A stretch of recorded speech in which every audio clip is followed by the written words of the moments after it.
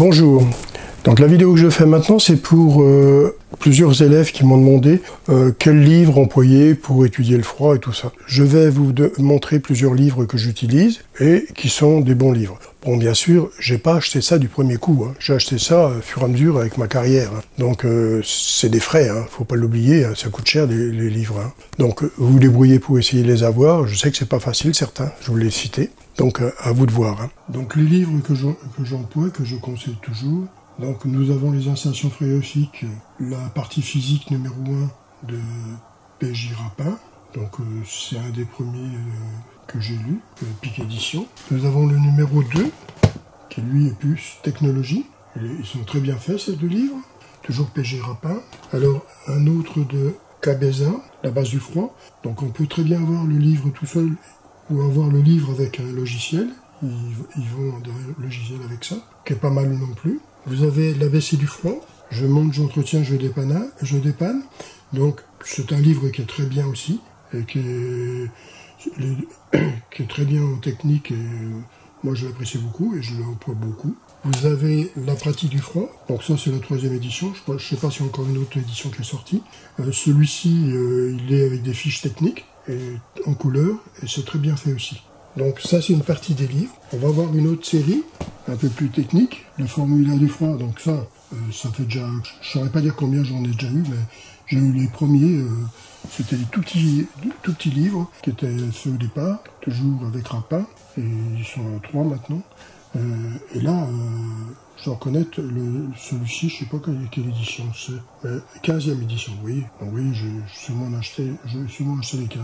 Je les donne au fur et à mesure, hein, quand je rachète les nouveaux. Formulaire du froid, donc il est très bien fait aussi. Alors il y a le froid industriel, qui est pas mal aussi, c'est du No. Donc il est bien fait aussi celui-là. Donc on a un plus gros froid industriel, 2e édition. Je ne sais pas s'il y a encore une autre édition qui est sortie. On a encore un autre. Alors celui-ci est pas mal. Celui-ci est pas mal. Et ce qui est l'avantage, c'est qu'il reprend le CO2 celui-là. Le carnet du frigoriste. Donc il est pas mal, il a des exemples, il a des calculs. Donc il est super bien fait celui-ci. Et c'est mis en service et maintenant des installations frigorifiques. Alors, moi je l'aime bien celui-là. Alors on a un autre. Alors celui-ci, calcul des chambres froides. Donc là il est en grand format parce qu'il est plus petit normalement, mais je l'ai photocopié pour arriver à refaire un plus grand format pour que ce soit plus lisible, parce que c'était petit et c'était un peu chiant à lire. Donc ici, j'aime mieux celui-là. Bon, l'inconvénient, c'est qu'on ne le trouve plus. Donc il faut essayer de chercher, fouiner sur Internet, partout, pour essayer de le trouver. Parce qu'on ne le fait plus du tout. Vous avez la 6e édition de Koza, donc Manuel du dépanneur. Donc vous voyez, c'est une grosse Bible, celui-ci, hein. C'est un livre, on peut dire que c'est la Bible, ça reprend beaucoup de choses, c'est en couleur, celui-ci. C'est le dernier qui a été fait par Koza. Bien sûr, maintenant, le problème qu'il y a, c'est qu'on ne sait plus l'avoir par le fils. Avant, c'était le fils qui a repris, puisque M. Koza-Glian est décédé. C'est son fils qui a repris, mais on ne sait plus l'avoir directement par lui. On doit aller par la librairie parisienne. Donc, c'est un livre qui est très, très intéressant. Après, on a Technologie des installations frigorifiques, 9e édition. Celui-ci est pas mal aussi. Donc il est très intéressant pour lire. Alors tous ces livres, je les ai lus. Hein. Je vous montre ces livres, mais je les ai lus, hein, et étudiés. Hein. Chauffage, pompe à chaleur, celui-ci est très bien fait aussi. Donc c'est Jacques Bernier. Alors il vous explique beaucoup pour les calculs de pompe à chaleur. Et moi, il m'a servi beaucoup pour mes cours. Hein. Je reconnais qu'il est super bien fait. C'est Pic Édition aussi. Hein. Alors, je ne sais pas si on le trouve encore, celui-là. Je ne sais pas. Je ne sais pas du tout dire si on le trouve. Je pense qu'il faudra bien feuilleter pour le trouver dans Internet. Hein. Alors, un autre qui est super intéressant. Alors là, celui-ci, je sais déjà d'avance qu'on ne le trouve plus. Il est plus imprimé. Nouveau schéma électrique application frigorifique. Il est super bien.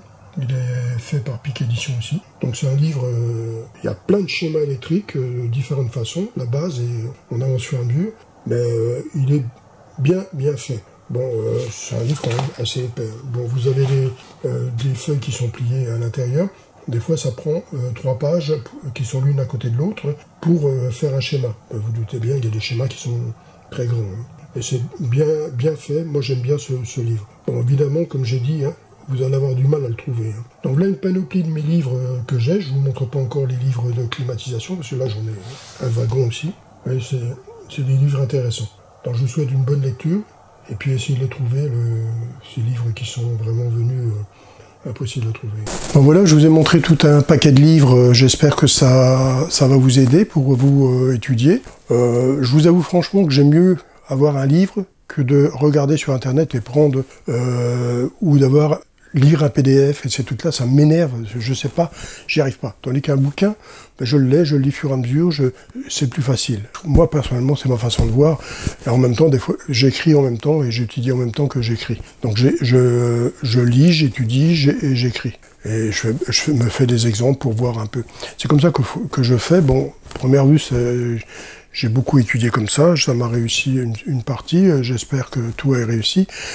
Petite parenthèse, sur la vidéo d'avant, j'ai fait une petite erreur, je vous la signale.